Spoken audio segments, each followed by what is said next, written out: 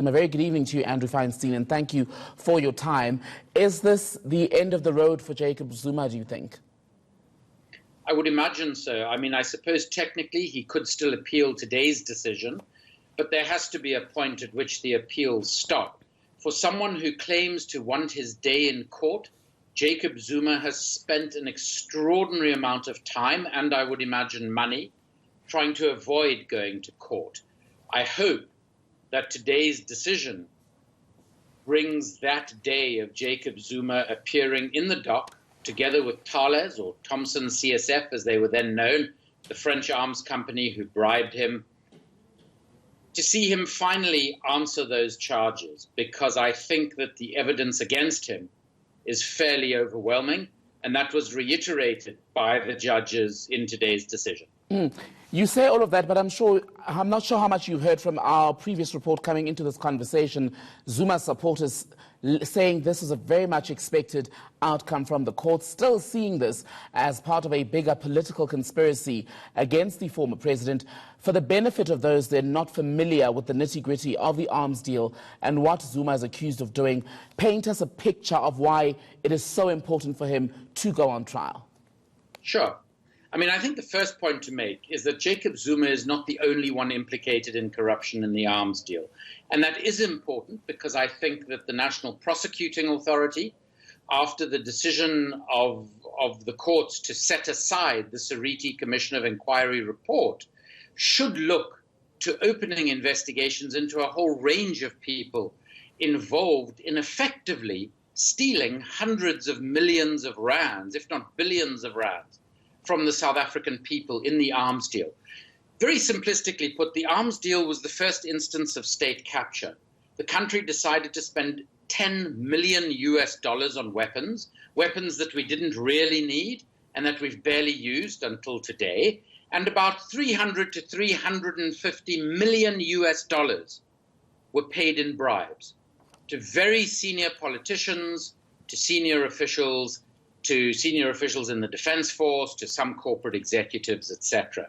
Now, in terms of Jacob Zuma's role in this, it is alleged, and I believe that there is overwhelming documentary evidence of this, that Zuma was paid an amount of R500,000 by a French company, then known as Thomson CSF, today it's known by the name Thales, of effectively agreeing to do whatever was required to protect the company from any investigation. So the company had been involved in corruption in the arms deal, in winning a very major subcontract on the arms deal.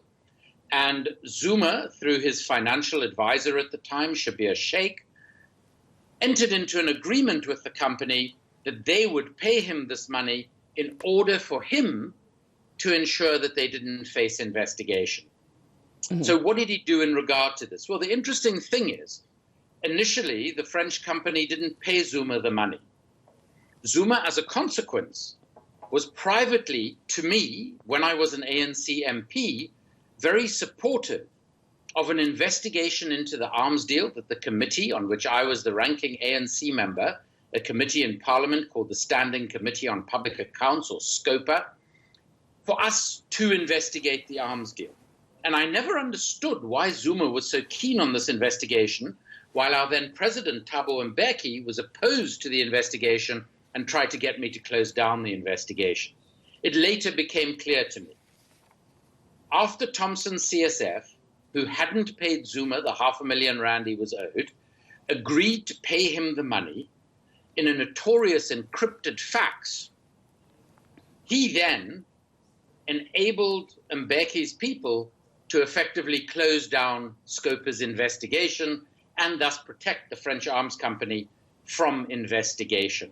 Now, the reality of the situation is, and it's important for people who are supportive of Jacob Zuma to understand this, that when Shabir Sheikh was found guilty of corruption and sentenced to 15 years for that corruption, he was effectively found guilty of corrupting Jacob Zuma by making this arrangement with Thomson CSF. All right. So somebody has already been found guilty of corrupting Zuma. So it was inevitable that Jacob Zuma himself would face corruption charges. Squeeze in one more question then, Andrew Feinstein, because you mentioned the former president, Thabo Mbeki, who at the time led a cabinet subcommittee which oversaw the arms deal. He, at the Seriti Commission, which looked into this whole saga, said that there was no evidence at the time of any corruption that had taken place. Do you believe tonight that Thabo Mbeki should too be hauled before a court or some other formal process to answer further questions about the arms deal? Absolutely. I believe that Jacob Zuma should face these corruption charges that he's about to face, but I also believe others, including Thabo Mbeki, should face at least investigation. Mbeki masterminded the arms deal, and the arms deal was riven with corruption. And therefore, Thabo Mbeki, too, as the person who, as you say, led the cabinet subcommittee that made all of the decisions, Thabo Mbeki, too, should face investigation in relation to the deal. But do you expect that many more people will likely evade justice? That is, if the former President Jacob Zuma doesn't deliver on his previous threats to drop names, if you will, because at this point it's just him and the French arms company Thales who will stand trial. I worry Jacob Zuma has, for as long as I can remember, been threatening to drop the names of other people implicated in corruption in this arms deal. But despite being fired as deputy president, facing these charges before, arranging effectively to get these charges dropped, he's never mentioned one other name. So now, with the prospect of trial and the prospect of being found guilty and facing jail time ahead of him, perhaps now, if he can name names, he will do so to try and cut a deal. But regardless of whether he does or not, I would hope that after the Seriti Commission whitewash of corruption in the arms deal and the incredibly definitive and unanimous way in which the North Gauteng High Court set aside that report and seriously admonished Judge Seriti and others working on the commission, I would hope that the new leadership of the National Prosecuting Authority will now take it upon themselves to reopen investigations into all of those who have been implicated in corruption in the arms deal, with significant documentary evidence sitting behind those allegations. Just lastly then, Andrew Feinstein, do you imagine that the South African public is ready for the political aftershocks that would come from the implication of further individuals, given that many of them are likely to still be involved in either politics or be quite high up in business? Given the process of state capture that the country has undergone during the Zuma years, I think that the majority of South Africans, the majority of the public, would probably welcome a clearing out, a cleaning up of our politics, where all of those who have been implicated in what we might refer to as grand corruption or corruption on a grand scale, where they are actually brought to account.